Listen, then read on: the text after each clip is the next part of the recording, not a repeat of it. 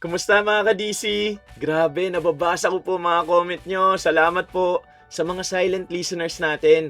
Paramdam naman po kayo. Kahit pusuan nyo lang po ako sa comment section. I-comment nyo na rin kung taga saan kayo. Salamat po. Muli, narito po ang inyong lingkod na si Kuya Louie para handugan kayo ng magagandang kwentong kulam at barang na may kasamang aral sa buhay. Sa mga nagpapa-shoutout, nasa dulo po ng video. Palambing naman po na paki-like, comment, share at subscribe sa channel natin ha. Malaking tulong kasi yan para mas mapalago ito. Sa nagdaang story natin, si Kim So Yoon sa karakter ni Liwon ng Moon Embracing the Sun ang sinampol ko. Ngayon naman, balik tanaw tayo sa panahon ng mga telenovela. Ang gwapong bidang ito na Mexican actor ang isasample ko. Ruby, sa akin ka lang. Hindi ako papayag na mapunta ka sa iba. Napaka-classic, no? Mga titos at titas dyan, naaalala nyo ba ang Mexican novelang ito? Kung saan ang bida ay ang kontrabida. I-comment nyo nga ang title nito. Bago natin simulan ng kwento, may mga kwentong kulam at barang ba kayo? Pwede nyong i-share sa amin sa comment section. At kung ayos sa inyo, ibabahagi natin ang kwento nyo dito mismo sa channel natin. O ngayon, simulan na natin ang kwento. Ma, dito na po ako. Ang dami kong pinamili, oh. Mabuti naman anak at nakauwi ka na. Kanina pa kita hinihintay dahil malapit na magtanghalian. Bit-bit ni Gabriel ang dalawang eco bag na puno ng grocery at sariwang gulay na binili niya sa palengke. Day off niya sa trabaho kaya siya na ang kusang na malengke para sa kanilang pamilya. Habang inilalapag niya mga pinamili sa mesa, inaayos naman ni Marisa ang huling putahe na ihahain. Naghihintay na rin sina Rogelio at Kayla upang sabay-sabay silang kumain. Isang nakasanayan nila tuwing walang pasok si Gabriel. Mukhang naparami yata ang binili mo ngayon ah. Halos mapuno na ang kusina sa dami ng dala mo. Marami nang ubos sa bahay kaya sinulit ko na rin ang pamamalengke habang day off ko pa. Buti na lang talaga at masipag ka mamalengke, kuya. Hindi na ako nahihirapan mag-isip kung anong lulutuin. Halika na muna rito at ilapag mo lahat yan. Mamaya na natin ayusin ang mga yan pagkatapos kumain. Sige ma, may ilalabas lang muna akong isang supot dahil may pagbibigyan pa ako nito. Marahang binuksan ni Gabriel ang isa sa mga eco bag at inilabas ang isang supot ng mansanas, ubas at dalandan. Maingat niya itong inilapag sa gilid ng mesa bago muling inayos ang iba pang pinamili. Napansin yun ni Marisa kaya agad siyang napatingin sa hiwalay na supot ng prutas. Para saan yung hiwalay mong supot? Akala ko lahat ng pinamili mo para sa bahay natin. Ipapadala ko sana kay Tita Nena. Nabanggit ni Lola na ilang araw na raw siyang nilalagnat eh. Mabuti yan. Sigurado kong matutuwa ang tiyahin mo kapag natanggap niya mga prutas na yan. Oo nga, tuwing may nagkakasakit sa pamilya, si kuya agad ang unang nagkukusang tumulong. Ay nako, hindi ko naman sinasabing mali ang ginagawa mo anak. Ang gusto ko lang, sana tayo muna ang unang iniisip mo. Ma, para rin naman sa atin ang karamihan ng pinamili ko. Itong isang supot lang talaga ang ipapadala ko. Alam ko, pero minsan kasi parang mas nauuna pa sa isip mo ang ibang kamag-anak kesa sa sarili mong pamilya. Hindi naman ganun, ma. Kapag may nangangailangan lang talaga at kaya kong tumulong, ginagawa ko. Nawala ang ngiti sa labi ni Marisa. Hindi siya galit at hindi rin mataas ang boses. Subalit halatang nagtampo siya sa narinig.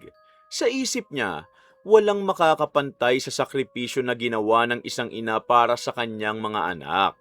Kaya sa tuwing nakikita niyang inuuna rin ng mga ito ang ibang tao, kahit kapamilya pa, hindi niya maiwasang masaktan. Ma, huwag ka na nga magtampo. Hindi naman nabawasan ng para sa atin eh. Hindi ako nagtatampo. Gusto ko lang na pamilya muna bago ang iba. Ayan na naman ang pagiging possessive mo. Tiyak pati si Tita Nena pagseselosan mo rin. Hindi pagiging possessive yun ano? Nanay lang ako na gusto munang unahin ng mga anak ko. Marisa, mabait lang talaga si Gabriel. Hindi ibig sabihin na tumutulong siya sa iba, nakakalimutan na niya tayo. Saka alalahanin mo na hindi naman iba si Nena sa'yo. Kapatid mo siya. Oo nga ma, saka kayo pa rin ni Papa ang una kong iniisip sa lahat ng ginagawa ko. Nagpatuloy ang kanilang tanghalian. Ngunit kapansin-pansin ang pananahimik ni Marisa habang kumakain. Hindi yun napansin ni Gabriel dahil abala itong magkwento tungkol sa naging pamamalengke. Si Rogelio at Kyla lamang ang nagkatinginan. Pareho nilang alam na hindi yun ang unang pagkakataong nagtampo si Marisa dahil lamang sa pagbibigay ng tulong ng kanilang panganay sa ibang kamag-anak. Mahal na mahal niya ang kanyang mga anak. Subalit unti-unti na ring lumalabas ang ugaling hirap siyang makitang may inuuna silang iba bukod sa kanilang pamilya. Ma, mamaya pala dadaan muna ako kina Lola. May ipapakisuyo lang daw siya sa akin eh. At bakit? Kakauwi mo palang galing palengke, anak. Saglit lang naman po ako ron. Babalik din ako agad bago magdilim. Huwag ka na mag-alala, ma. Hindi naman mawawala si kuya kapag dumaan siya kina Lola eh. Wala naman akong sinasabing mawawala siya. Gusto ko lang sana na dito muna siya sa bahay. Hayaan mo na muna ang anak mo, Marisa. Alam mo namang mahal din niya ang lola niya. Alam ko, pero sana pagkatapos na lang natin magsama-sama buong hapon. Napabuntong hininga si Gabriel at ngumiti na lamang sa kanyang ina. Sanay na siyang lambingin at unawain ito sa tuwing nagtatampo. Hindi niya alam na habang lumilipas ang mga taon, ang simpleng pagtatampong yun, unti-unti nang nagiging isang ugaling maaaring magdulot ng malaking pagbabago sa kanilang pamilya. Ma, hindi naman ako magtatagal kina Lola. Baka wala pang isang oras nakabalik na rin po ako rito. Kahit sandali lang yan, mas gusto ko sanang dito ka muna sa bahay kasama naming tatlo. Ma, seryoso ka ba? Pati si Lola ayaw mo nang puntahan ni kuya? Hayaan mo na ang anak natin. Matanda na ang nanay at siguradong matutuwa yun kapag nadalaw siya. Oo nga, babalik din naman po ako agad, ma. Tumango si Marisa ngunit hindi pa rin tuluyang nawala ang pagtatampo sa kanyang mukha. Kinuha ni Gabriel ang supot ng prutas at nagpaalam sa lahat bago lumabas ng bahay. Habang pinagmamasdan niya ang anak na papalayo, hindi niya maiwasang mapabuntong hininga. Napansin niyo ni Rogelio at Kyla. Ngunit pareho muna silang nanahimik dahil alam nilang muli na namang sasama ang loob ni Marisa. Ma, napansin ko lang, hindi pa nga nakakaalis si kuya, parang nalulungkot ka na agad. Siyempre, day off niya ngayon eh. Akala ko buong araw tayo magkakasama. Eh, hindi naman pwedeng tayo lang lagi ang kasama niya. May lola rin siyang gustong dalawin. Oo nga. At saka isang oras lang naman ang sinabi niya. Hindi naman siya mawawala ng tuluyan. Alam ko, pero iba pa rin kapag kumpleto tayo sa bahay. Ayan na naman ang pagiging possessive mo. Minsan pati ako nasasakal sa'yo, ma. Napatingin si Marisa sa bunso. Hindi niya ikinatuwa ang narinig. Ngunit hindi rin siya nagalit. Sa halip, napabuntong hininga siya at ipinagpatuloy pa ang pag-aayos ng mga pinagkainan. Para sa kanya, wala namang mali sa pagnanais na makasama ang kanyang pamilya. Hindi niya maintindihan kung bakit paulit-ulit siyang tinatawag na possessive ng sariling anak. Kayla, kapag naging nanay ka rin balang araw, maiintindihan mo ang nararamdaman ko. Maiintindihan ko siguro, pero ayokong umabot sa puntong hindi na makahinga ang mga anak ko. Ano ka ba? Hindi ko naman kayo sinasakala. Hindi mo man sinasadya. Minsan kasi ganun ang dating. Gusto mo laging nasa tabi mo sila. Eh, masama bang gustuhin yon? Hindi masama, ma. Ang masama, kapag nalulungkot ka na sa tuwing may iba kaming inuuna kahit sandali lang. Lumipas ang halos isang oras bago muling bumukas ang gate. Nakangiting pumasok si Gabriel na wala na ang supot ng prutas. Agad siyang lumapit sa tabi ng kanyang ina. Napansin niyang tila gumaan na ang mukha ni Marisa nang makita na siyang nakabalik. Hindi na yun pinansin ng binata. Akala niya, simpleng pag-aalala lamang ng isang ina. Samantalang sina Rogelio at Kyla, unti-unti nang napapansing higit pa roon ang nararamdaman ni Marisa sa tuwing nalalayo sa kanya ang kanyang mga anak. Ma, naidaan ko na kina Tita Nena ang mga prutas. Tuwang-tuwa siya at paulit-ulit na nagpasalamat. Mabuti naman at hindi ka nagtagal doon.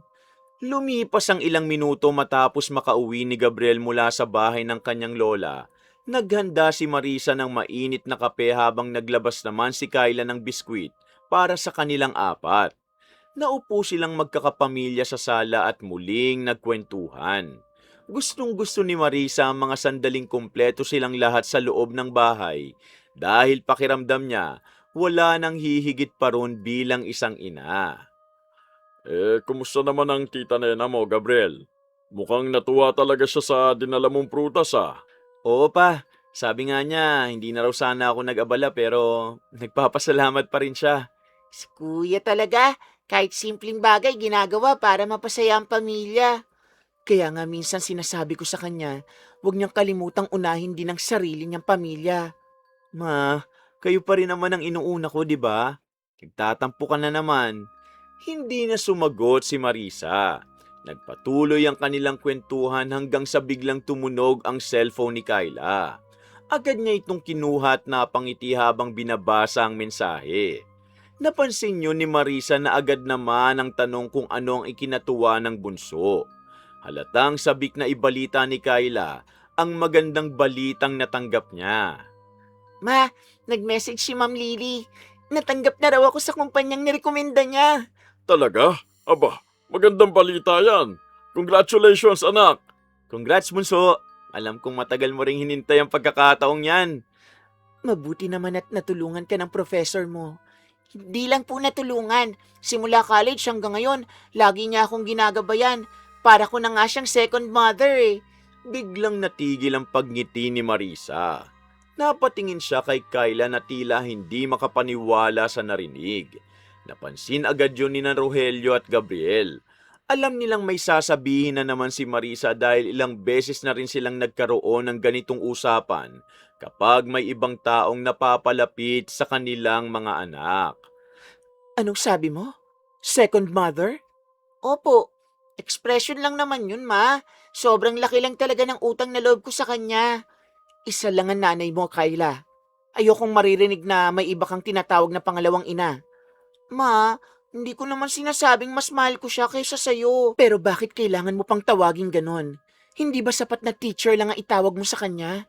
Marisa, wag mo namang masamain. Pasasalamat lang ang ipinapakita ng anak mo. Oo nga, ma. Hindi naman mababago ang pagiging nanay mo dahil lang humahanga si Kyla sa ibang tao. Muling napabuntong hininga si Marisa. Hindi niya alam kung bakit tila may kirot siyang nararamdaman sa tuwing may ibang taong nagiging malapit sa kanyang mga anak. Para bang unti-unti siyang nawawalan ng puwang sa kanilang puso kahit wala namang nagsasabing gano'n ang nangyayari. Ma, aaminin ko minsan, ang hirap mong intindihin. At bakit naman? Kasi kahit simpleng paghanga ko sa ibang tao, pakiramdam mo agad may kaagaw ka na.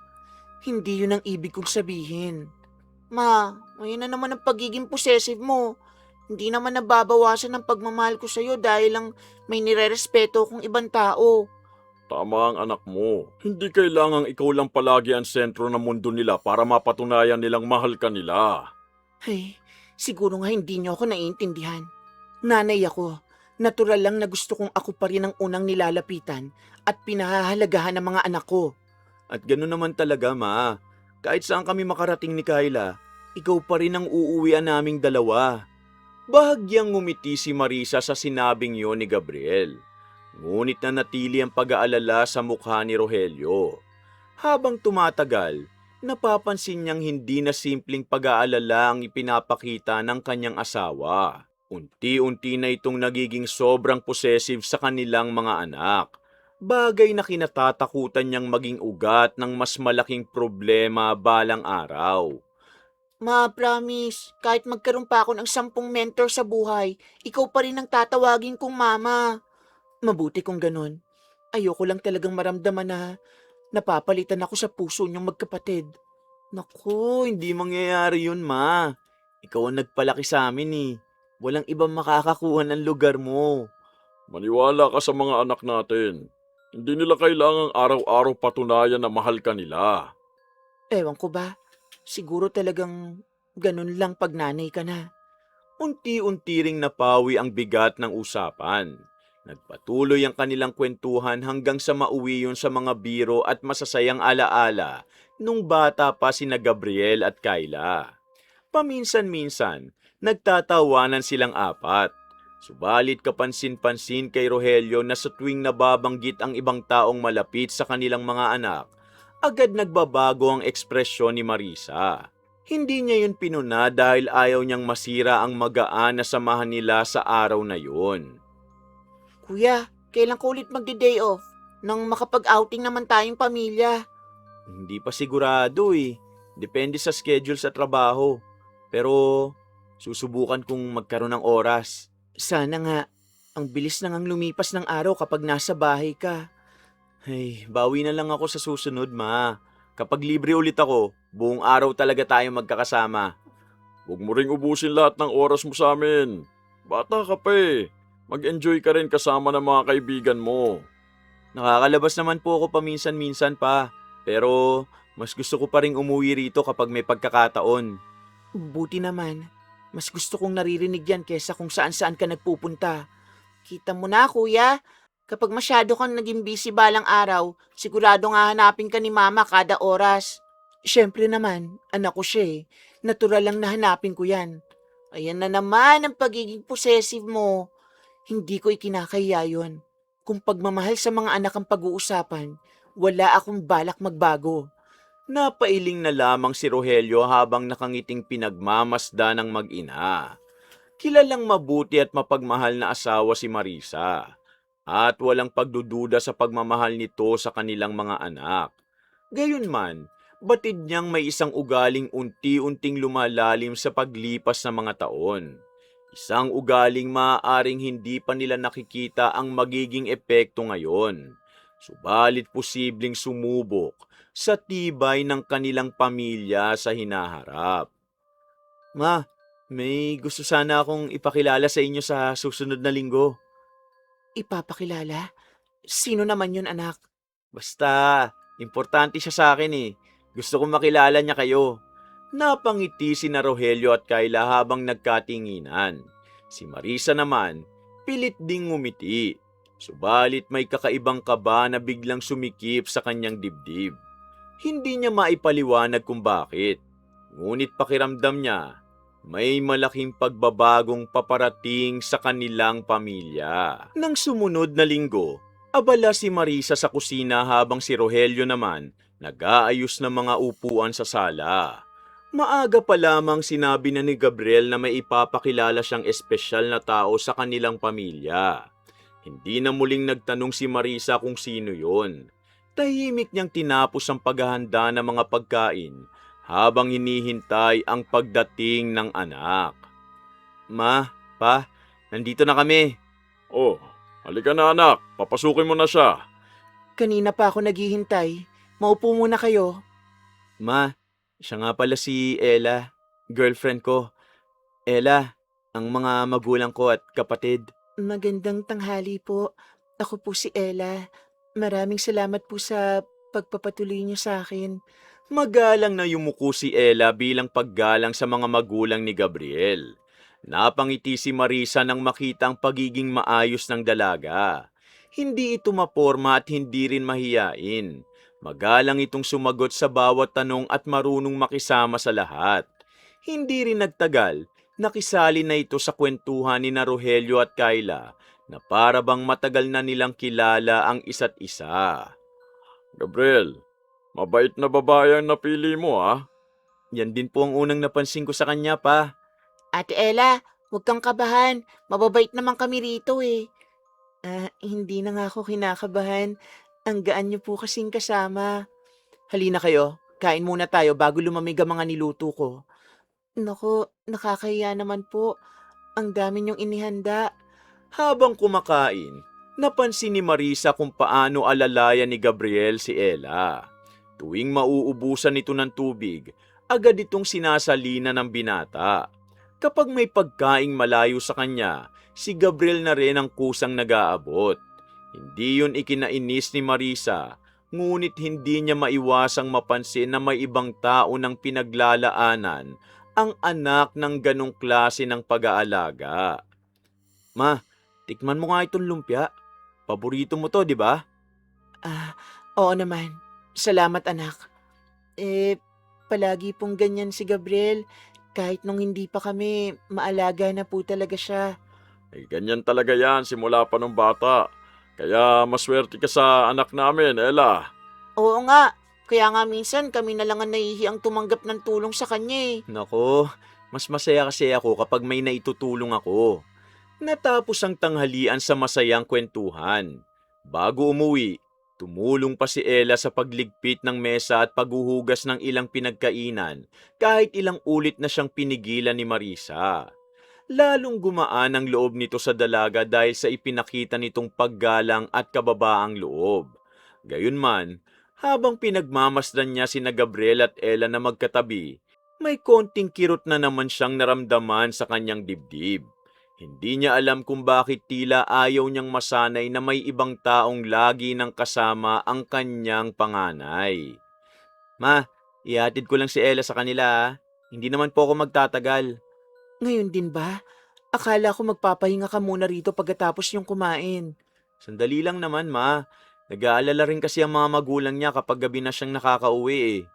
Hayaan mo na sila, Marisa. Unang beses pa lang dumalaw ni Ella rito. Oo nga ma, babalik din naman si kuya mamaya. Magkasabay na lumabas sina Gabriel at Ella. Hinatid pa sila ni Marisa hanggang sa may gate. Pinagmamasdan niya ang dalawa habang papalayo ang sasakyan ni Gabriel. Napansin ni Rogelio ang malalim na buntong hininga ng kanyang asawa. Subalit hindi na muna siya nagsalita. Ilang sandali pa, bumalik silang tatlo sa loob ng bahay upang magligpit ng natitirang kalat sa sala. Ang bait naman ng batang yon. Magalang at marunong makisama. Kaya nga sabi ko sa'yo ma, bagay sila ni kuya. Wala naman akong sinasabing hindi bagay. Mukhang nagustuhan mo rin si Ella. Oo, mabait siya at nakikita ko yun sa kilos niya. Lumipas ang halos 2 oras bago muling bumukas ang gate.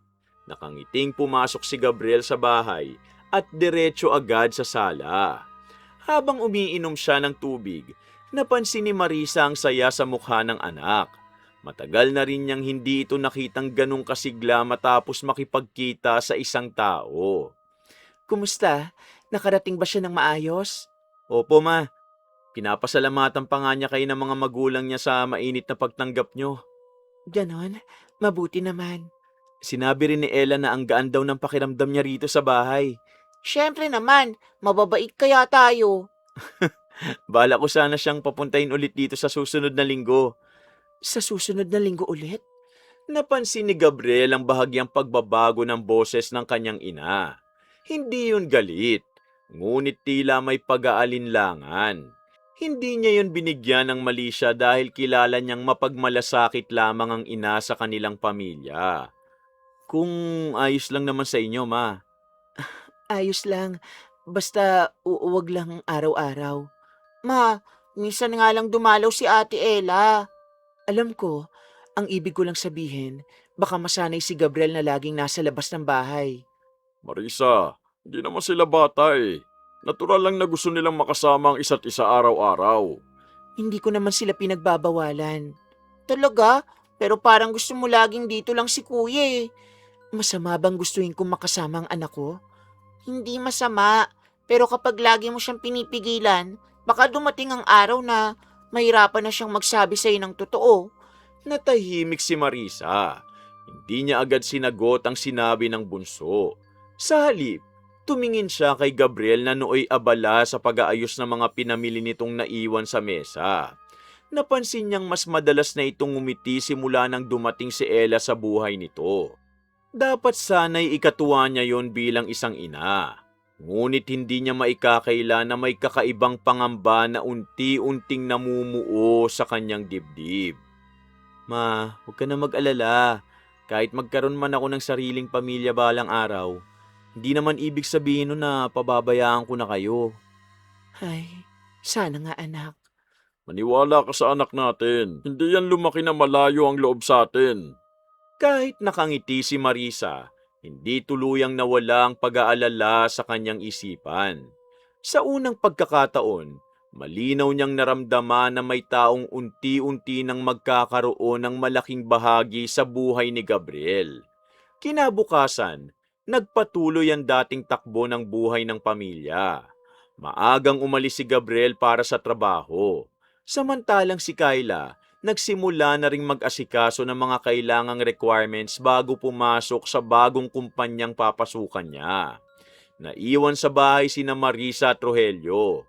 Habang nagdidilig ng mga halaman ng mag-asawa, napansin ni Rogelio na tila may malalim na iniisip ang kanyang asawa mula pa nung dumalaw si Ella. Kanina ka pa hindi kumikibo. May bumabagabag ba sa isip mo? Wala naman. Napapaisip lang ako kung gaano kabilis lumipas ang panahon. Hmm, dahil ba yan sa panganay natin? Siguro, parang kailan lang ako pa naghatid sa kanya sa paaralan. Ganyan talaga ang buhay. Lumalaki ang mga anak para balang araw, bumuo rin ang sarili nilang pamilya. Alam ko naman yon. Hindi ko lang maiwasang mangamba. Nagpatuloy sa pagdidilig si Rogelio habang pinagmamasda ng asawa. Kilala niya si Marisa bilang isang mapagmahal na ina. Ngunit napapansin niyang habang tumatanda ang kanilang mga anak, lalo rin itong nahihirapang tanggapin na darating ang panahong hindi na sa kanila iikot ang buhay ng mga ito. Ayaw niya itong pagalitan dahil alam niyang mabuti ang intensyon nito. Subalit unti-unti na rin siyang nag-aalala sa lalim ng pagiging possessive nito. Marisa, pangako mo sa akin, huwag mong hayaang masakal ang mga bata. Ano ka ba? Hindi ko sila sinasakal. Hindi ko sinasabing sinasadya mo. Pero minsan sobra na ang pagnanais mong lagi silang nasa tabi mo eh. Eh bakit? Masama bang gustuhin ko yon? Hindi. Ang masama, kapag natakot silang mabuhay ng hindi ka kasama. Lumipas ang maghapon at pagsapit ng gabi, sabay-sabay silang naghapunan. Habang kumakain, biglang nagring ang cellphone ni Gabriel. Napangiti ito nang makita kung sino ang tumatawag at agad na nagpaalam na sasagutin lamang ang tawag sa labas ng bahay. Si Ate Ella ba yan? Oh, saglit lang. Dito mo na lang sagutin. Anong masama kung marinig namin? Saglit lang naman ako sa labas, ma. Bakit kailangan mo pang lumabas? Parang may sikreto tuloy kayo. Wala naman, ma. Nahihiya lang akong maingay habang kumakain kayo. Kinuha ni Gabriel ang cellphone at lumabas ng bahay. Habang pinagmamasdan siya ni Marisa sa may bintana, hindi niya namalayang natapos na sa pagkain sina Rogelio at Kyla. Ilang minuto lamang ang lumipas, bumalik ang binata na nakangiti pa rin. Aba, mukhang mahaba ang kwentuhan niyo, kuya. Konti lang, nagpaplano lang kami kung saan kami pupunta sa day off ko. May lakad na naman kayo? Oo ma, matagal na naming napag-usapan yun. Hindi ba pwedeng sa susunod na lang? Matagal na rin tayong hindi nagkakasamang apat eh. Ma, ayan ka na naman. Noon pa lang sinabi ko na sa'yo, napaka-possessive mo talaga. Hindi ko naman siya pinagbabawalan. Totoo yun. Pero hayaan mo rin magkaroon ng oras ang anak natin sa mga taong mahalaga sa kanya. Hindi na nagsalita si Marisa. Doon, malinaw niyang naramdaman na unti-unti nang nagbabago ang takbo ng buhay ng kanyang panganay. At habang masaya ang lahat para rito, siya lamang ang tila nahihirapang tanggapin ang pagbabagong yun. Ma, huwag ka mag-alala. Isang araw lang naman kami lalabas ni Ella. Pagkatapos nun, dito na ulit ako sa bahay. Alam ko anak, gusto ko lang sana na minsan kami rin ang unahin mo. Ma, hindi ba sapat na halos bawat day off ni kuya nasa bahay lang siya? Oo nga, maraming ang kaedad niya ang halos hindi na umuwi sa mga magulang. Wala namang dahilan para hindi ako umuwi. Dito pa rin naman ang tahanan ko eh. Lumambot ang ekspresyon ni Marisa matapos marinig ang sinabi ng anak. Gayunman, hindi pa rin tuluyang nawala ang pangangbang unti-unti nang nabubuo sa kanyang isip. At habang lumalalim ang relasyon ni na Gabriel at Ella, pakiramdam niya, dahan-dahan ding nababawasan ng oras na dating para lamang sa kanilang pamilya. Hindi niya gustong isipin yun. Ngunit kusang bumabalik ang pakiramdam na baka dumating ang araw na hindi na siya ang unang hahanapin ng kanyang panganay. Kuya, saan ba ang balak niyong puntahan sa day off mo? Wala pang ang final eh. Baka sine lang o kaya kakain sa labas. Ayos yan ah. Minsan lang naman kayo magkaroon ng oras para sa isa't isa eh. Sulitin mo na, kuya.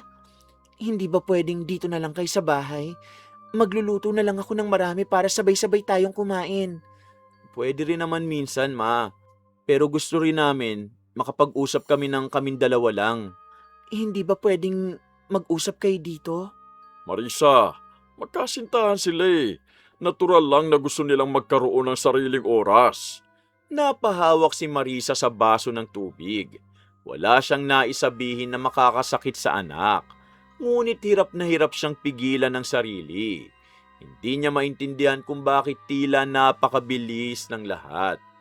Para sa kanya, parang kailan lamang ay sabay pa silang namimili ng school supplies ni Gabriel.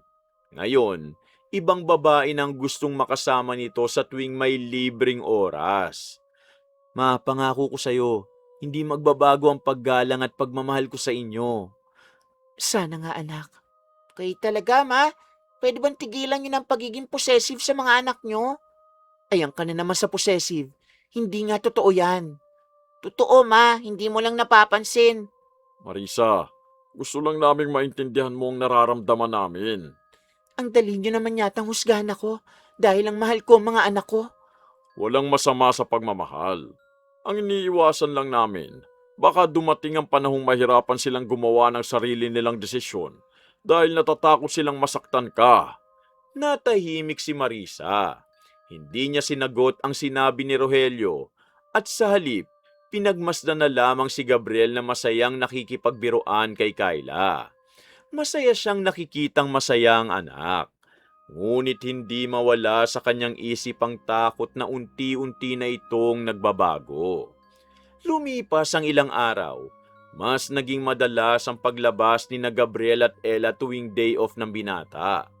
Hindi man yun ipinagbabawal ni Marisa. Napapansin ni na Rogelio at Kayla na palagi itong nalulungkot sa tuwing nagpapaalam ang panganay. Isang hapon, habang nag-aayos ng sala, napansin ni Marisa ang isang maliit na kahon mula sa isang jewelry shop na naiwan sa mesa. Kasabay noon, ang pagpasok ni Gabriel mula sa labas. Ma, pakibalik na lang po sa kwarto ko yung kahon ha. Kailangan ko pa kasi yan eh. Sige anak, ilalagay ko na lang sa mesa mo. Maingat na dinala ni Marisa ang maliit na kahon sa silid ni Gabriel. Hindi niya yung binuksan o pinag-usapan pa. Gayunman, hindi niya maiwasang mag-isip kung bakit may kahon mula sa isang jewelry shop ang anak. Nang makalabas siya ng kwarto, nadatnan niyang naghahanda na si Gabriel upang umalis muli. Nagpaalam itong makipagkita kay Ella bago pumasok sa trabaho kinabukasan. Hindi ka ba pwedeng dito na lang muna magpahinga? Day off mo naman ngayon. Sandali lang naman kami magkikita, ma. May importante lang kaming pag-uusapan.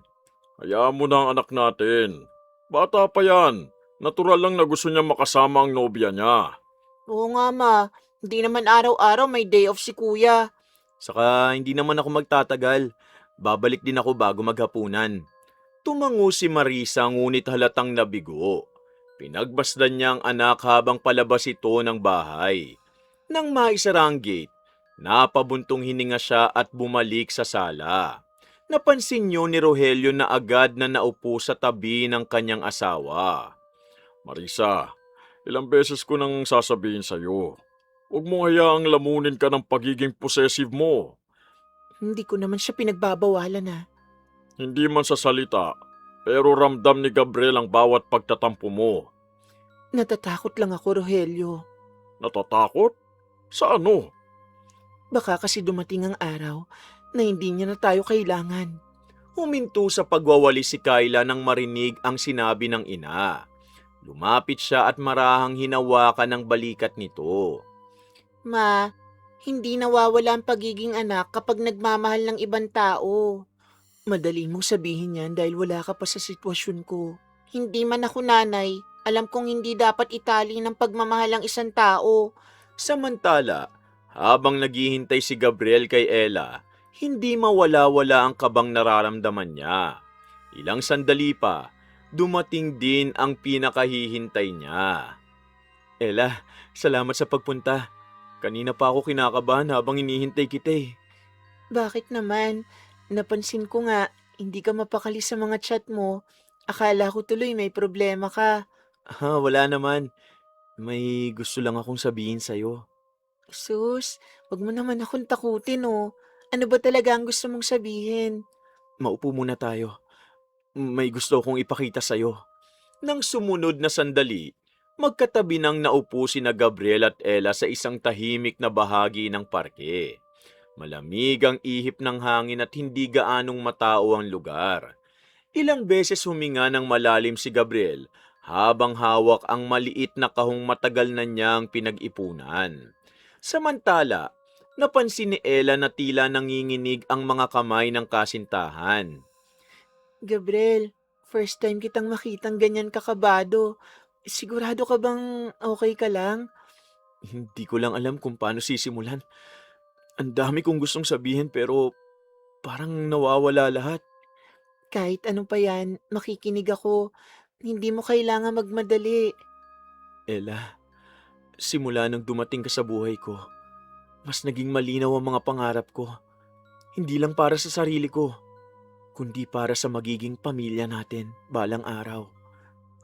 Gabriel, Gusto kong ikaw ang makasama ko sa bawat tagumpay, problema at pagtanda ko. naku, ano ka ba? Napapaiyak naman ako. Kaya sana huwag kang magulat sa gagawin ko. Dahan-dahang lumuhod si Gabriel sa harap ni Ella. Kinuha niya ang maliit na kahon sa bulsa at marahang binuksan yon. Kumislap ang simpleng singsing na ilang buwan niyang pinag-ipunan. Napatakip ng bibig si Ella habang hindi makapaniwala sa kanyang nakikita. Ella, handa ka bang samahan ako habang buhay? Will you marry me? Gabriel, hindi ko inaasahan to. Hindi kita minamadali. Gusto ko lang malaman mo kung gaano kita kamahal. Alam ko, wala na akong ibang hihilingin pa. Kaya oo, papakasalan kita. Masayang isinukbit ni Gabriel ang singsing sa daliri ni Ella. Pareho silang napaluha bago mahigpit na nagyakapan. Ilang sandali silang nanatiling magkayakap habang pinipigil ang matinding emosyon. Para sa kanilang dalawa, iyon ang pinakamasayang araw ng kanilang relasyon. Salamat. Pangako, magiging mabuting asawa ako sa'yo. Alam kong magiging mabuti kang asawa. Pero may isa akong kinatatakutan. Ano yun? Sana huwag kang magalit sa sasabihin ko. Ha? Bakit? Hindi ako magagalit. Sabihin mo lang. Napapansin ko kasi si Tita Marisa. Mabait siya sa akin at wala akong masasabing masama tungkol sa kanya. Oo, mahal na mahal lang talaga kami ni Mama. Alam ko, ramdam ko yun. Pero parang nahihirapan siyang tanggapin na lumalaki ka na. Tuwing nagpapaalam tayo, parang gusto niyang manatili ka na lang sa bahay. Kapag binabanggit mo mga plano natin, napapansin kong bigla siyang nalulungkot. Naiisip ko nga rin yun minsan eh. Sa totoo lang, naawa ako sa kanya dahil pakiramdam ko, natatakot siyang dumating ang araw na hindi na ikaw ang laging nasa tabi niya. Ay, ayokong maramdaman ni Mama na iniwan ko siya. Oo, at ayoko ring isipin niya na inaagaw kita sa kanya. Kaya kung kailangan natin maghintay o dahan-dahanin ang lahat, handa akong gawin yun. Salamat sa pag-iintindi. Yan ang isa sa mga dahilan kung bakit mas lalo kitang minahal. Pangako mo sa akin ha, kahit maging mag-asawa tayo balang araw, hindi natin pababayaan sina tita at tito. Pangako, hindi ko hahayaang maramdaman ni Mama na nawala ang anak niya. Gusto kong maintindihan niyang kahit magkakaroon ako ng sariling pamilya, anak niya pa rin ako. Magkahawa kamay na silang naglakad palabas ng parke. Pareho silang puno ng pag-asa para sa kinabukasan. Ngunit hindi nila alam na ang pangambang binanggit ni Ella tungkol kay Marisa ang unti-unting magiging pinakamalaking pagsubok na haharapin nilang dalawa. Alam mo, gusto kong sabihin agad kina mama ang tungkol sa engagement natin. Ayoko kasing sa iba pa nila malaman. Sabihin mo kapag handa ka na, ang importante, hindi sila mabibigla. Kinakabahan lang talaga ako kay mama. Alam kong magiging masaya siya para sa atin. Pero alam kong may ihirapan din siyang tanggapin. Naiintindihan ko siya. Kung tutuusin, maswerte ka nga dahil ganyan ka kamahal ng mama mo. Oo nga, pero minsan naiisip ko rin kung paano ko babalansihin ang pagiging anak at magiging asawa mo. Hindi mo kailangang mamili, Gabriel. Pwede mong mahalin ang dalawa ng magkaiba pero pareho pa ring totoo. Nagpatuloy sila sa paglalakad habang magkahawa kamay. Dumaan sila sa maliit na plaza kung saan maraming pamilyang namamasyal. Napangiti si Ella nang makitang isang batang masayang tumatakbo papunta sa kanyang ina. Saglit siyang napaisip bago muling tumingin kay Gabriel. Sana balang araw, kapag nagkaroon tayo ng sariling pamilya, matuto rin tayo magpalaya sa magiging mga anak natin. Nako, matagal pa yun. Alam ko, pero gusto kong mangako tayo sa isa't isa habang maaga pa, Anong pangako? na hindi natin hahayaang maramdaman ng magiging mga anak natin na kailangan nilang mamili sa pagitan natin at ng sarili nilang kaligayahan. Pangako yan. At sisikapin ko ring iparamdam kay mama na kahit magbago ang buhay ko, hindi magbabago ang pagmamahal ko sa kanya. Sana dumating ang araw na makita rin yun ni tita. Gusto kong maging parte ng pamilya nyo, hindi ang taong magpapalayo sa'yo sa kanila. Magaan ang loob na nagpatuloy sa paglalakad ang dalawa. Pareho silang naniniwalang malalampasan nila ang anumang pagsubok basta magkasama sila. Kinabukasan, maagang nagising si Gabriel. Napagpasyahan niyang sabihin na sa kanyang pamilya ang magandang balita. Ayaw niyang magtagal pa at gusto niyang sa kanila mismo manggaling ang unang balita tungkol sa engagement nila ni Ella. Ma, Pa, Kayla, may sasabihin sana ako sa inyo. Oh, bakit parang seryoso ang mukha mo? May problema ba sa trabaho? Umupo muna tayo. Mukhang importante ang sasabihin ng anak natin. Wala naman pong problema. Sa totoo lang, magandang balita ito. Sus, wag mo na kaming bitinin, kuya. Ano ba yan? Nagtipon silang apat sa sala. Nakaupo si Marisa sa tabi ni Rogelio habang si Kayla naman lumipat sa tabi ng kanyang kuya. Ilang segundo pang natahimik si Gabriel bago huminga ng malalim. Halata sa mukha niyang kinakabahan siya kahit ilang beses na niyang inensayo ang sasabihin. Kahapon po, nag-propose ako kay Ella. Ano? Totoo ba? Kaya pala hindi ka mapakali nitong mga nakaraang araw, kuya. Talaga? Naku, binabati kita anak. Masaya ako para sa inyong dalawa. Salamat pa. Tinanggap ba niya? Opo, engaged na po kami, ma. Marahang ngumiti si Marisa. Agad niyang niyakap ang anak at binati ito. Ngunit hindi maitago ni Rogelio ang pagbabago ng ekspresyon ng kanyang asawa. Kilala niya itong mabuti. Kapag masaya ito, madalas marami itong tanong at kwento. Ngunit ngayon, tila pilit lamang ang ngiti nito. Masaya ako para sa iyo, anak. Basta, sana maging masaya ka rin sa magiging desisyon mo. Salamat, ma. Malaking bagay sa akin na suportado niyo kami. Kailan niyo balak magpakasal? Abay ako, ah. Siyempre naman. Pero hindi pa agad. Mag-iipon muna kami. Ayaw naming magmadali eh. Tama yan. Mas mabuting handa kayo bago bumuo ng sariling pamilya. May isa pa nga po pala kaming napag-usapan. Kapag nakapag-ipon na kami, balak naming bumukod. Gusto naming matutong magsarili bilang mag-asawa eh. Napatigil si Marisa. Hindi siya agad nakapagsalita. Napayuko siya sa kanyang kape habang paulit-ulit na umiikot sa isip niya ang salitang bumukod. Hindi ba pwedeng dito na lang muna kayo tumira? Napag-usapan na rin po namin yon, ma. Mas gusto naming matutong tumayo sa sarili naming mga paa eh. Pero maluwag naman ang bahay. Hindi naman kayo magiging pabigat dito. Alam ko po, hindi yun ang dahilan. Gusto lang talaga naming matutong mamuhay bilang sariling pamilya. Marisa, normal lang yan. Ganyan din naman tayo nung magsimula tayo eh. Magkaiba naman yon. Anong pinagkaiba? Iba ang pakiramdam kapag anak mo na ang aalis. Ma, hindi naman ibig sabihin na bubukod kami, hindi na kami uuwi rito. Alam ko anak. Pero iba pa rin kapag hindi na kita araw-araw nakikita. Ma, wag mo munang isipin yan. Wala pang ang date ang kasal nila eh. Hindi ko mapigilan eh. Pakiramdam ko ang bilis ng lahat. Hindi mabilis ang panahon, Marisa. Lumalaki lang talaga ang mga anak natin. Napayuko si Marisa at tahimik na tumango. Pilit niyang inuunawa ang sinasabi ng mag-ama.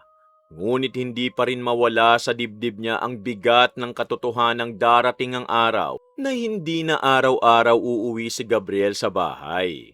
Habang masayang pinag-uusapan ni na Gabriel, Rogelio at Kayla ang mga plano para sa kasal, pinili niyang makinig muna at damhin ang bawat salitang unti-unting nagpapaalala sa kanya na nagsisimula ng bumuo ng sariling landas ang kanyang panganay. Basta ma, huwag ka na malungkot. Hindi pa naman agad ang kasal eh. Matagal pa kaming mag-iipon ni Ella. Alam ko anak. Pasensya ka na kung minsan napapaisip lang talaga ako. Huwag mong dibdibin ang reaksyon ng mama mo. Masaya yan para sa'yo. Nahihirapan lang siyang tanggapin na lumalaki ka na. Naiintindihan ko naman si mama. Hindi ko siya masisisi. Kaya nga lagi kong sinasabi ma, unti-unti mo nang sanayin ang sarili mo. Darating at darating talagang araw na bubuo kami ng sarili naming pamilya. Ikaw rin ba? Bubukod ka rin balang araw? Siyempre naman, hindi habang buhay dito kami titira ni kuya. Lumipas ang ilang sandali na puro kwentuhan ang namayani sa sala. Unti-unti ring gumaan ang usapan habang ikinwento ni Gabriel kung paano niya inihanda ang proposal at kung gaano siya kinabahan bago lumuhod sa harap ni Ella. Paminsan-minsan, napapangiti rin si Marisa. Ngunit hindi maalis sa kanyang isipan ang sinabi ng mga anak tungkol sa pagbuo ng sarili nilang pamilya. Anak, kailan niyo ba balak sabihin sa mga magulang ni Ella ang susunod niyong plano? Napag-usapan na rin po namin yon pa. Unti-unti namin aayusin ang lahat para wala kaming maabalang tao. Basta, huwag niyong pababayaan ang mga sarili niyo ha. Opo ma, pangako yan. At huwag ka mag-alala, kahit mag-asawa na si kuya, hindi ka naman niya kakalimutan. Sana nga. Naku ma, sigurado yun. Kahit magkaroon ako ng sariling pamilya, hinding-hindi mawawala ang pagiging anak ko sa inyo. Tumango si Marisa at pilit nang umiti. Masaya siyang marinig ang pangako ng anak, ngunit hindi pa rin lubusang maalis ang pangamba sa kanyang puso. Habang pinagmamasdan niya sina Gabriel, Rogelio at Kayla na masayang nag-uusap tungkol sa mga paghahanda sa hinaharap, tahimik niyang napagtanto na unti-unti nang nagbabago ang mundong matagal niyang kinasanayan. Bilang isang ina, gusto niyang suportahan ang bagong yugto ng buhay ng panganay. Subalit sa kaibuturan ng kanyang puso, nananatili ang matinding pagnanais na huwag magbago ang samahang matagal na niyang iningatan. Nang sumunod na umaga, maaga nang umalis si Gabriel papasok sa trabaho. Nagpaalam din si Kayla dahil may aasikasuhin nito sa kumpanya. Naiwan sa bahay sina Marisa at Rogelio. Tahimik na nag-aalmusal ang mag-asawa. Ngunit halatang may malalim na iniisip si Marisa mula pa nung gabing ibinalita ni Gabriel ang kanilang engagement. Oh, kanina ka pa hindi halos kumakain. Hanggang ngayon ba yung pa rin ang iniisip mo? Hindi ko naman mapigilan. Pakiramdam ko kasi, ang bilis ng lahat ng pangyayari, Rogelio. Matagal na rin silang magkarelasyon. Darating talaga ang araw na yan. Alam ko, pero iba pala talaga kapag anak mo na ang bubuo ng sariling pamilya. Hindi ibig sabihin yan, mawawala na siya sa atin. Hindi ko sinasabing mawawala siya, pero hindi na magiging katulad ng dati. Napatigil si Rogelio sa pagkain at pinagmasda ng asawa. Sa mahigit 20 taon nilang pagsasama, ngayon lamang niya nakitang ganun kabigat ang dinadala nito. Hindi niya ito masisisi, ngunit alam niyang kailangan na niyang kausapin si Marisa bago pa tuluyang lumalim ang nararamdaman nito. Marisa, pakinggan mo ko. Huwag mong gawing sukatan ng pagmamahal ni Gabriel ang dami ng oras na naibibigay niya sa atin. Ay, hindi ganun ang iniisip ko. Pero ganun ang nakikita ko eh. Sa tuwing may lakad siya, nalulungkot ka. Kapag may ibang pinaglalaanan ng oras, sumasama ang loob mo. Hindi ko lang matanggap na may darating na panahong hindi ko na siya makakasama araw-araw.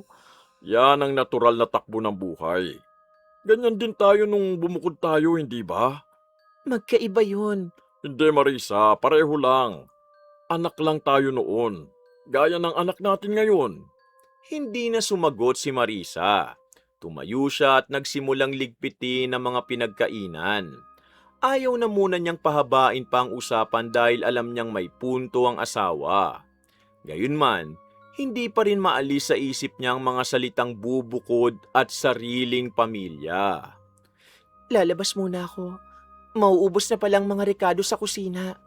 Gusto mo, samahan na kita? Wag na. Malapit lang naman ang palengke. Sigurado ka? Oo, sandali lang ako.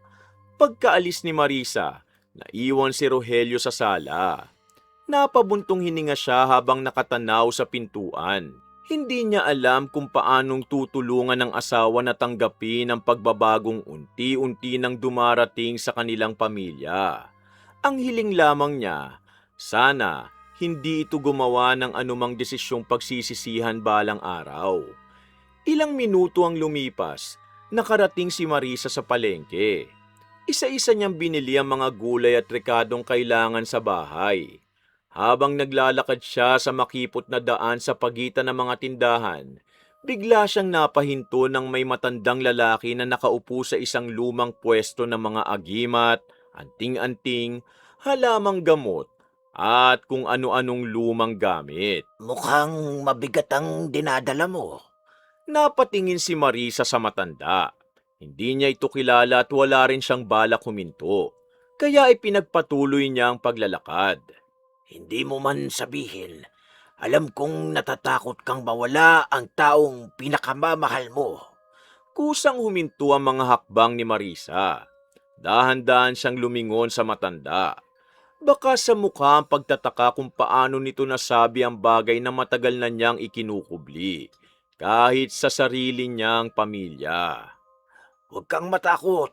Hindi kita kilala at wala rin akong hinihinging kapalit. Pasensya na po, pero nagtataka lang ako. Paano niyo nalaman ang nasa isip ko? Hindi ko kailangang malaman ang pangalan mo para makita ang bigat na dala mo. Baka nagkakamali lang kayo. Kung nagkakamali ako, bakit ka huminto at lumingon? Hindi agad nakasagot si Marisa. Saglit niyang tinignan ang mga panindang nakahilera sa mesa ng matanda. May mga anting-anting, lumang kwintas, maliliit na bote ng langis, at mga nakatiklop na papel na hindi niya mawari ang laman. Hindi siya naniniwala sa mga ganong bagay. Ngunit may kung anong nagtulak sa kanya upang manatili sa kinatatayuan. Wala naman pong mabigat na problema. Ang problema mo, hindi pera, hindi rin kalusugan. Anak mo ang laman ng isip mo. Hindi mo matanggap na unti-unti na siyang lumalayo sa'yo. Hindi po lumalayo ang anak ko. Hindi pa, pero malapit na. Napayuko si Marisa. Hindi niya namalayang mahigpit na pala ang pagkakahawak niya sa bayong. Ayaw niyang magkwento sa isang estranghero. Ngunit tila bawat salitang binibitiwan nito, tumatama sa kanya. Aasawa na kasi ang anak ko. Kaya natatakot ka? Hindi ko siya gustong pigilan. Pero ayaw mong bumukod siya, hindi ba? Nanay ako, normal lang naman sigurong malungkot. Ang lungkot ay normal. Pero ang takot mong mawala siya, yan ang unti-unting sumasakal sa puso mo. Napahinga ng malalim si Marisa. Sa unang pagkakataon, may taong hindi niya kakilala ang nakapagsabi ng nararamdaman niya nang walang pag-aalinlangan. Hindi niya alam kung paano yun nagawa ng matanda. Hindi ko naman gustong masaktan ang anak ko. Mabait ang mapapangasawa niya. Wala akong galit sa babae. Alam ko, hindi rin siya ang kalaban mo. Ang gusto ko lang, huwag magbago ang lahat. Ngunit nagbabago na. At ramdam mo yun. Ay, kaya nga po ako nahihirapan. Kung bibigyan ka ng pagkakataong manatiling ikaw pa rin ang unang hahanapin ng anak mo, tatanggihan mo ba? Biglang napaangat ng tingin si Marisa. Hindi niya agad naunawaan ang ibig sabihin ng matanda. Kumunot ang kanyang noo habang pinag-aaralan ang mukha nito. Ano pong ibig niyong sabihin? May mga bagay na hindi kayang gawin ng pangkaraniwang tao. Teka, hindi ko po kayo naiintindihan. Darating ang araw na uuwi ang anak mo hindi dahil gusto niya, kundi dahil kailangan na lang. Kapag dumating ang panahong yon, huli na ang lahat. Bakit niyo sinasabi yan? Dahil may paraan pa para hindi mangyari yun. Sandaling natahimik si Marisa. Hindi siya sumagot.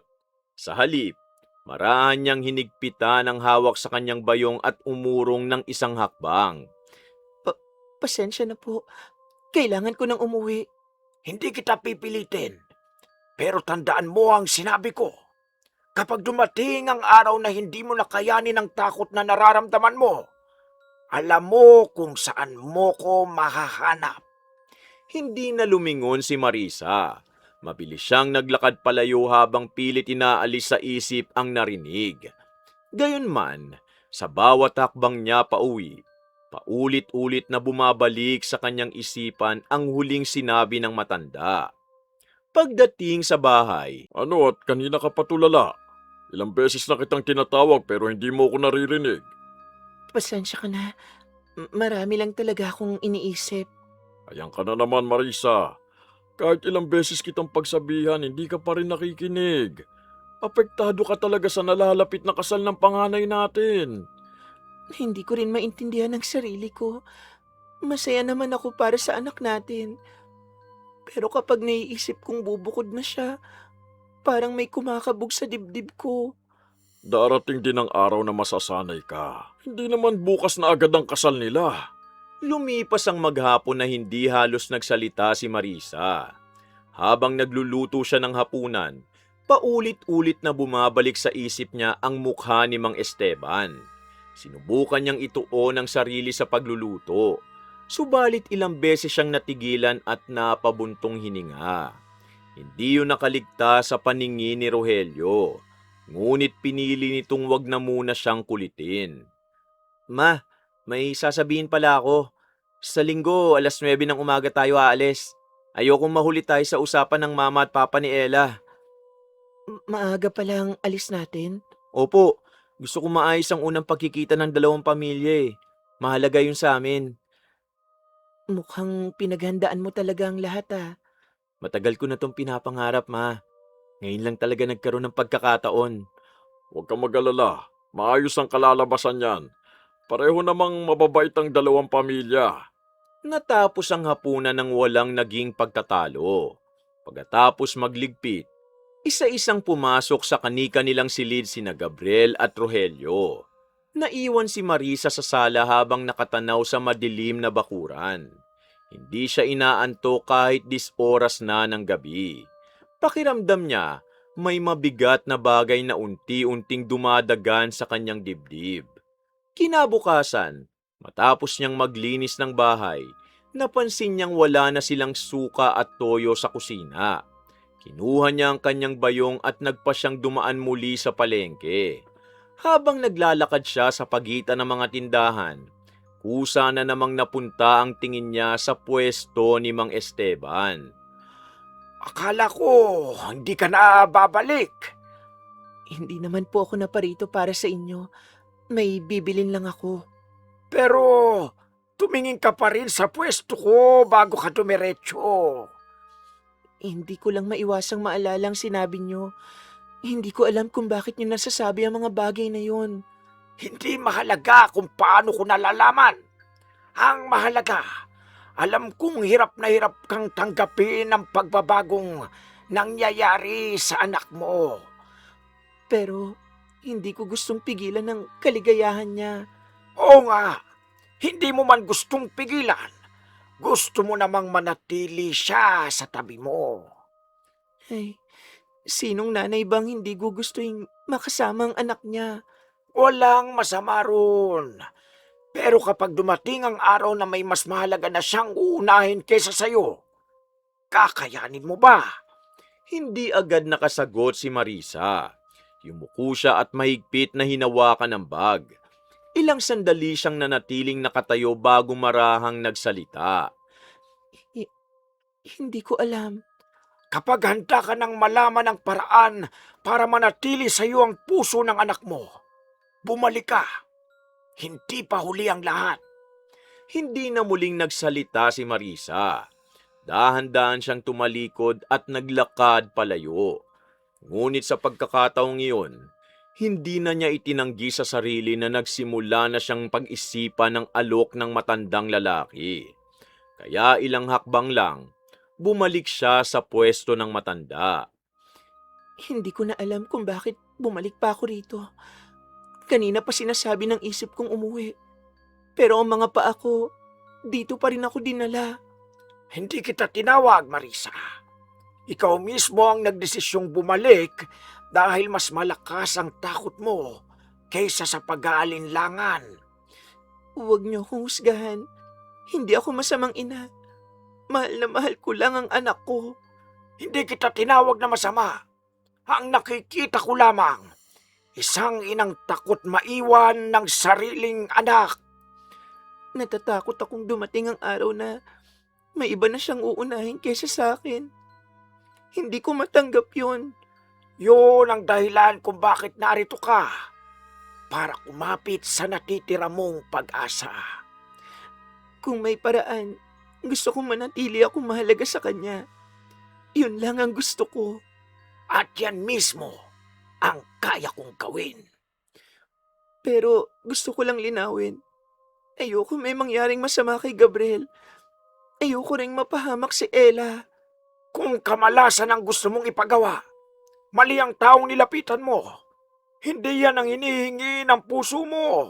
Hindi ko rin gusto magkahiwalay silang dalawa. Mabait ang batang yun. Wala akong galit kay Ella. Sa nasabi ko na, hindi ang babae ang kalaban mo. Ang kalaban mo, ang takot na unti-unti kang nawawala sa puso ng anak mo. Pero kung gagawin ko ito, hindi ba sila magdurusa? Ang hiningi mo, manatili kang unang hahanapin ng anak mo. Yun lamang ang tutuparin ng ritual. Sigurado ba kayo? Ayokong pagsisiyan ito habang buhay. Walang taong gumagawa ng ritual na hindi nagtatalawang isip. Pero kapag napagdesisyonan mo na, wala nang atrasan. Sige, pero bago ang lahat, may kapalit ba? Lahat ng hinihingi sa mundong ito, may katumbas. Walang hiling na libre. Kung ganon, ano ang kapalit? Magkano? Hindi pa yun ang dapat mong alamin. Ang tanong, handa ka bang panindigan ang hihilingin mo? Napayuko si Marisa. Nanginginig ang kanyang mga kamay habang paulit-ulit niyang iniisip ang mukha ni Gabriel. Naalala niya ang mga gabing nagpupuyat siya para dito kapag nilalagnat. Ang unang araw nito sa paaralan, ang unang sweldo nitong inabot sa kanya, at ang pangakong hindi sila pababayaan. Kasunod noon, ang mga salitang bubukod na ito at mag-aasawa. Doon siya tuluyang napaluha. Hindi ko kayang mawala siya. Mahal na mahal ko ang anak ko. Kung ganon, huwag mo nang labanan ang sarili mo. Hindi ko siya gustong angkinin. Gusto ko lang maramdaman na anak ko pa rin siya kahit magkaroon siya ng sariling pamilya. Sabihin mo yan sa ritual. Ang puso ang pinakikinggan nito, hindi ang bibig. Marahan na tumayo si Mang Esteban at isinara ang telang nakasabit sa gilid ng kanyang pwesto. Mula sa ilalim ng mesa, inilabas niya ang isang maliit na mangkok na yari sa luwad, 3 kandila, at isang piraso ng pulang sinulid. Pagkatapos ay inabot niya kay Marisa ang isang maliit na piraso ng puting papel. Isulat mo ang buong pangalan ng anak mo. Tahimik na isinulat ni Marisa ang pangalan ni Gabriel. Pagkatapos, ibinalik niya ang papel sa matanda. Ngayon, hawakan mo ang papel at isara mo ang at ipikit mo ang iyong mga mata. Huwag mong isipin ang ibang tao. Ang anak mo lang. Mahigpit na hinawakan ni Marisa ang papel. Habang nakapikit siya, kusa namang sinindihan ni Mang Esteban ang 3 kandila at nilagay ang papel sa ibabaw ng mangkok. Sabihin mo ang tunay mong hiling. Ang hiling ko, wag mawala sa akin ang anak ko. Isa pa! Kahit magkaroon siya ng sariling pamilya, sana ako pa rin ang unang hahanapin niya kapag kailangan niya ng yakap at pagmamahal. Isa pang beses! Sana ako pa rin ang unang uuwian, unang tatawagin at unang mamahalin ng anak ko. Marahang tumango si Mang Esteban. Kinuha niya ang pulang sinulid at ibinalot yun sa papel bago inilagay sa mangkok. Wala ni anumang kakaibang liwanag o nakakatakot na pangyayari. Katahimikan lamang ang namayani habang unti-unting nauupos ang apoy ng mga kandila. Tapos na! Simula ngayon, unti-unti nang matutupad ang hiling mo. Kung ganon, sana tama ang ginawa ko. Tandaan mo, Marisa, ang bawat hiling, maikatumbas na kabayaran.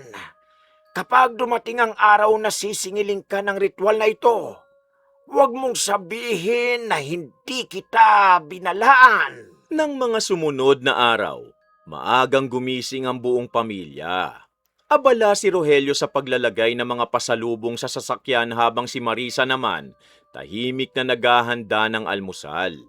Ilang ulit niyang sinulyapan si Gabriel na noon nakaupo lamang sa sala. Karaniwan, masigla itong naghahanda kapag may mahalagang lakad.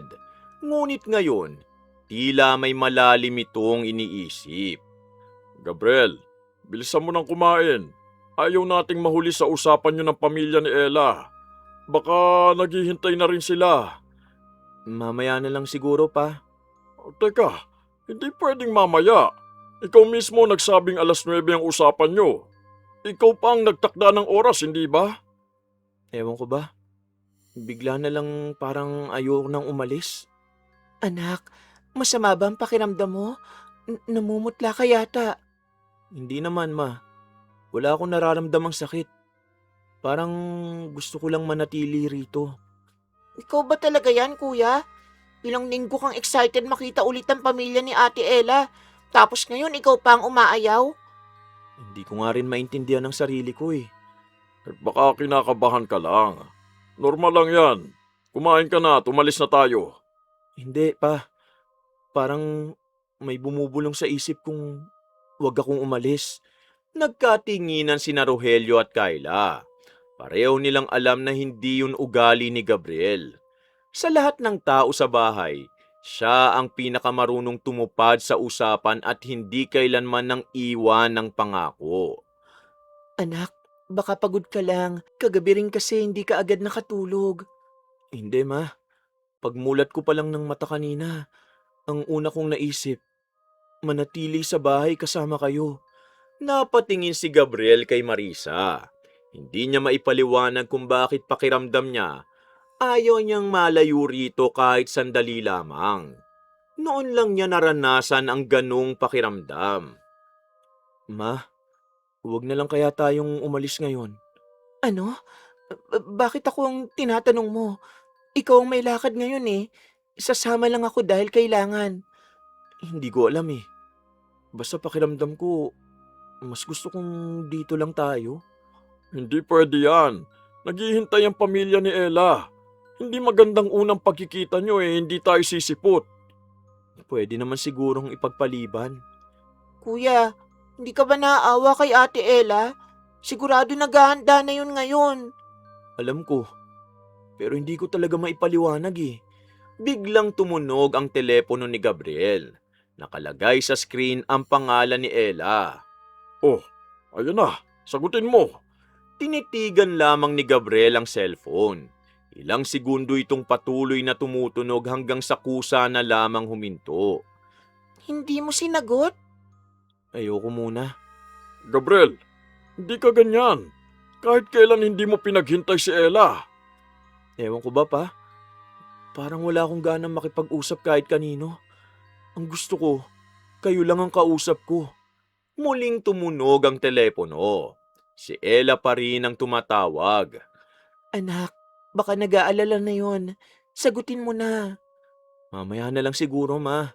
Sa halip na kunin ang cellphone, inilapag niya yun sa mesa at lumapit kay Marisa. Umupo siya sa tabi nito at maraang hinawakan ng kamay ng kanyang ina. Ma, dito na lang tayo sa bahay ngayon. Magkape na lang tayo. Parang mas gusto kong makasama ka buong araw eh. Natigilan si Marisa. Yun mismo ang mga salitang matagal na niyang gustong marinig. Ngunit sa halip na saya ang maramdaman niya, kakaibang kaba ang bumalot sa kanyang dibdib. Naalala niya ang ritual na ginawa nila ni Mang Esteban.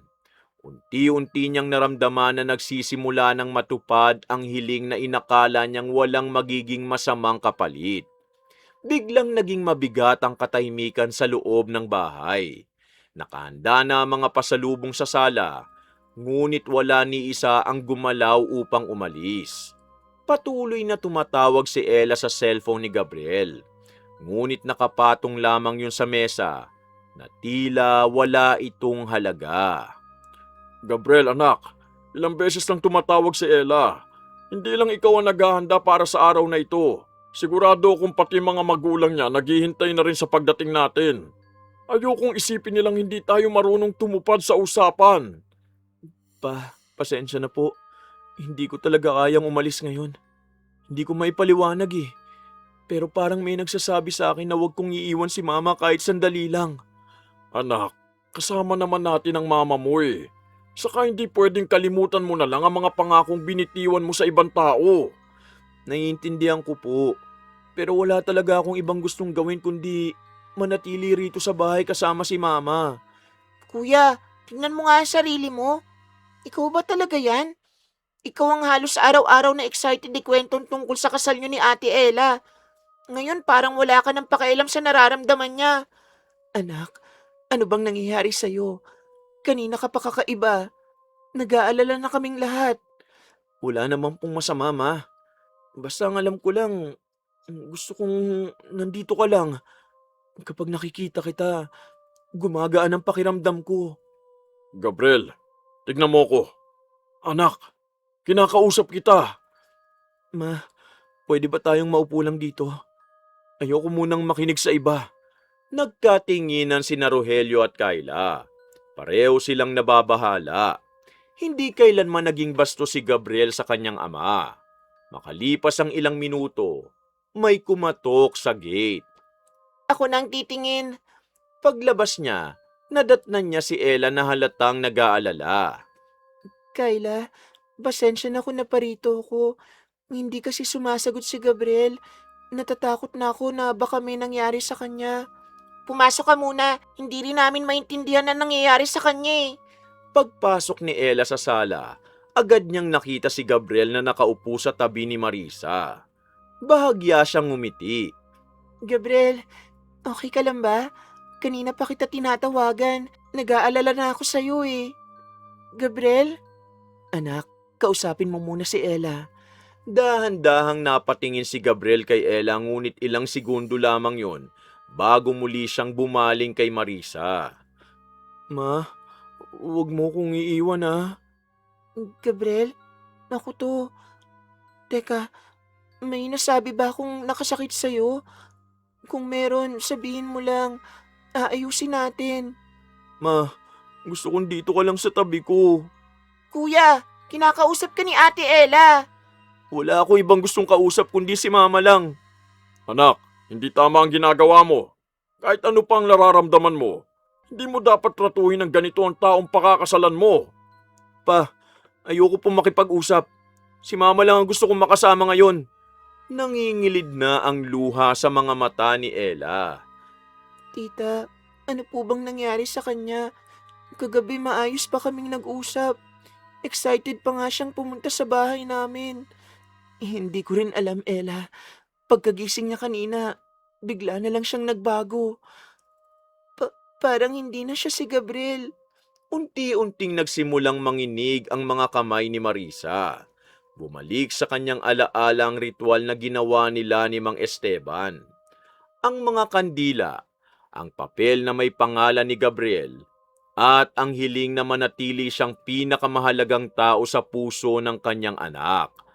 Lumipas ang maghapon na halos hindi umalis sa tabi ni Marisa si Gabriel. Hindi siya sumama sa pagkain sa hapag hanggat hindi katabi ang kanyang ina.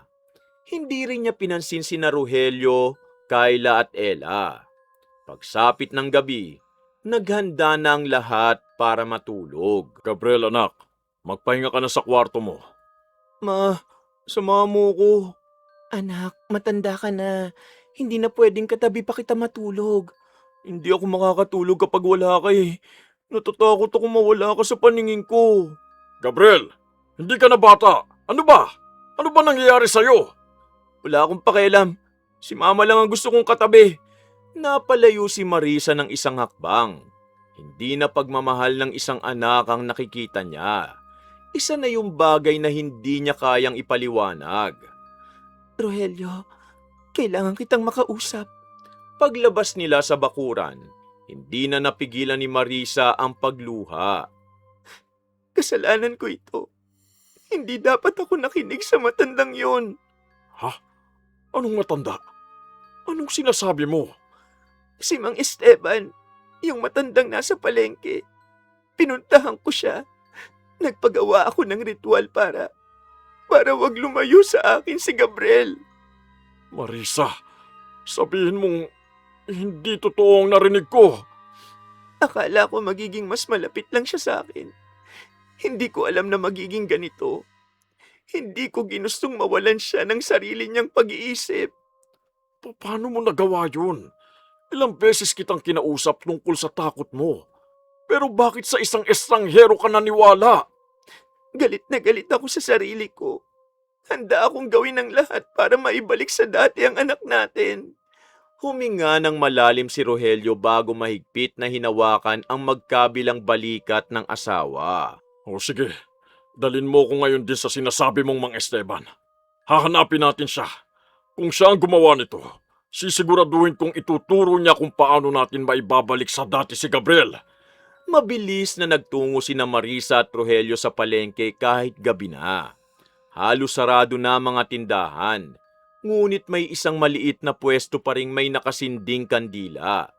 Tahimik na nakaupo roon si Mang Esteban na tila hinihintay na ang kanilang pagdating.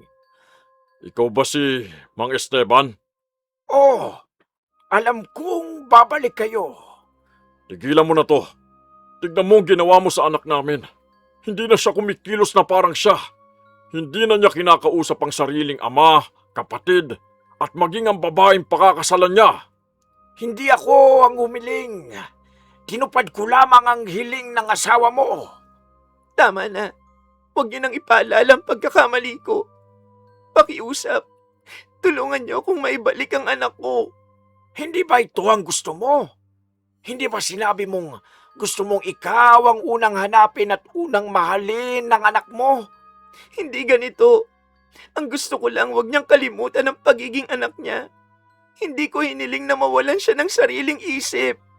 Ganyan ang nagagawa ng maling pagnanais kapag hinayaan mong manaig ang takot kaysa pagmamahal. Kung may paraan pa para alisin yan, sabihin mo na ngayon din. Handa kaming gawin ang lahat. May paraan, pero kailangang mismong si Marisa ang bumawi sa kanyang hiling. Hindi sapat ang pagsisisi. Kailangan niyang palayain ang anak niya. Kahit anong ipagawa niyo, gagawin ko. Ayoko nang makita ang anak kong ganon. Isara mo ang mga mata mo. Ulitin mo ang mga salitang sasabihin ko. Tahimik na ipinikit ni Marisa ang kanyang mga mata. Nanginginig ang kanyang buong katawan habang tumutulo ang mga luha sa kanyang pisngi. Sabihin mo, binabawi ko ang lahat ng hiningi ko. Binabawi ko ang lahat ng hiningi ko. Sabihin mo, pinalalaya ko ang puso ng anak ko. Pinalalaya ko ang puso ng anak ko. Sabihin mo, tatanggapin kong magkakaroon na siya ng sariling pamilya at sariling buhay. Tatanggapin kong magkakaroon siya ng sariling pamilya at sariling buhay. At ang huli, sabihin mong mamahalin ko siya nang hindi siya inaangkin. Hindi na napigilan ni Marisa ang paghagulgol.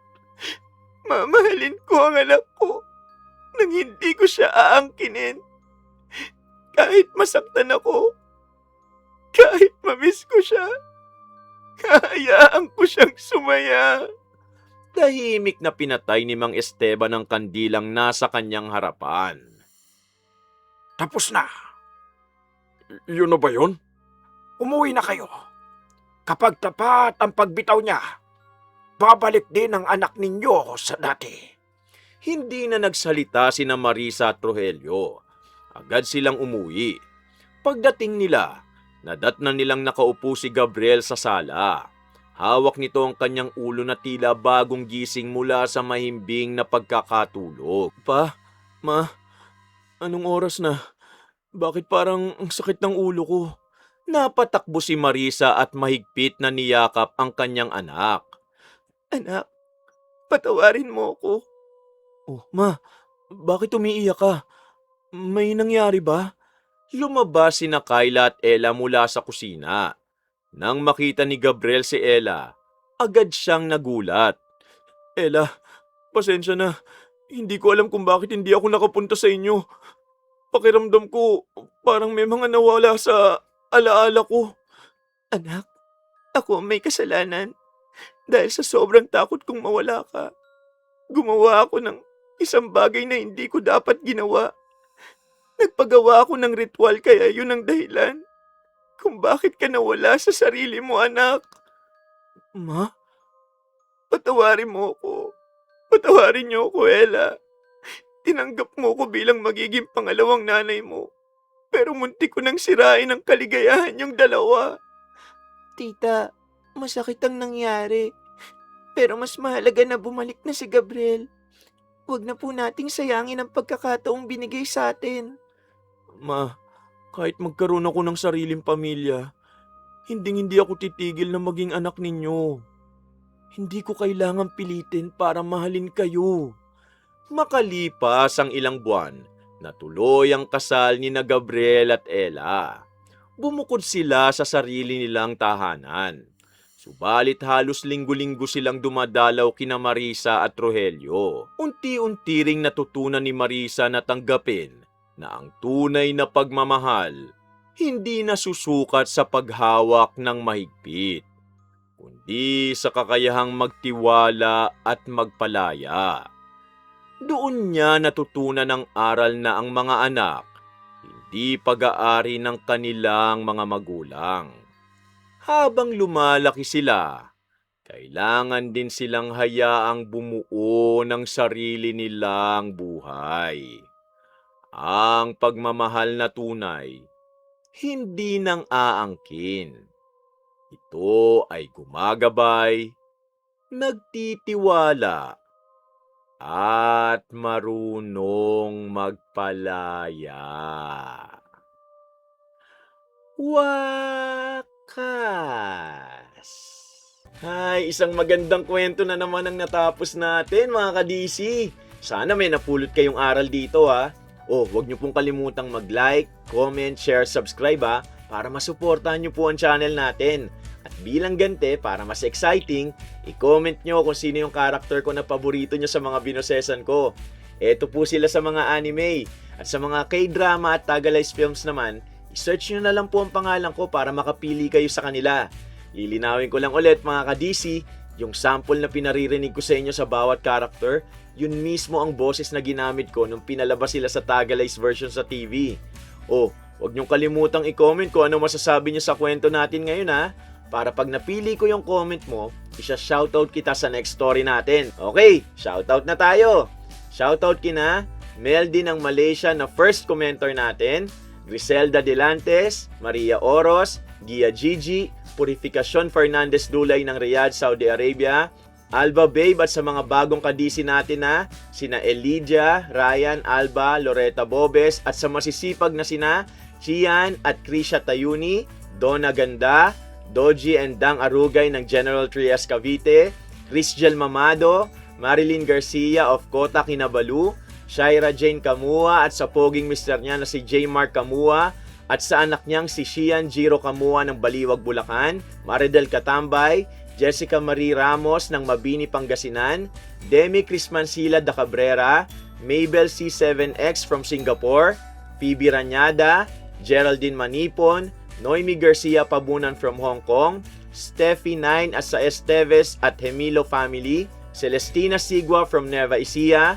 Angelina Ignacio from California, Nick Nathaniel at Damiel family ng Santa Cruz, Laguna, Jesse Says at sa mga mananay ng Search Garments ng Santa Maria, Bulacan na sina Bel, Cha, Ana, Donna, Malen, Joy, Remy, Mercy, Helen, May at kay Boss Sergio, Donna Nog Vlog ng Quezon Province, Eri Fajardo ng Japan, Sir Dick Verde at sa asawa niyong si Rizaldi de la Cruz Verde, Che Tolentino ng Malaysia, JP Marcos ng Zaragoza, Nueva Ecija, Sonmic Abalain ng Bacoor at Awesome Kid nyo po, Perlita Kaputol at sa Kaputol family ng Kalangitan, Capas, Tarlac, Angel Sheen ng Surigao del Norte, Jenny Chris Ventura at Jelin Siyawan. Shoutout kina Mama Lauren Boyles ng California, USA, kina Kuya Liam at Bebe Lay ng Quezon City, kina Bombom, Bebe Jam at Gillian ng Sampaloc, Manila, kay Mamu Lovina at Papa Bong ng Manila, kay Tanod Potpot Mylas, Pagaling ka to Pox, kay Keisha Chua ng Torrance, California, at kay Josh and Lauren Rubio ng Buena Park, California. Pasensya na po sa mga hindi ko po na shoutout. Abangan nyo po sa mga susunod na upload natin. Kumusta po sa lahat ng mga kababayan natin na nasa ibang bansa at sa inyo pong masugid kong tagapakinig saan mang sulok ng Pilipinas. Mag-iingat po kayo palagi dyan ha. O paano? Samahan nyo ulit ang inyong lingkod na si Kuya Louie sa susunod na kwento natin ha. Maraming salamat po at pagpalain tayong lahat ng poong may kapal. Bye!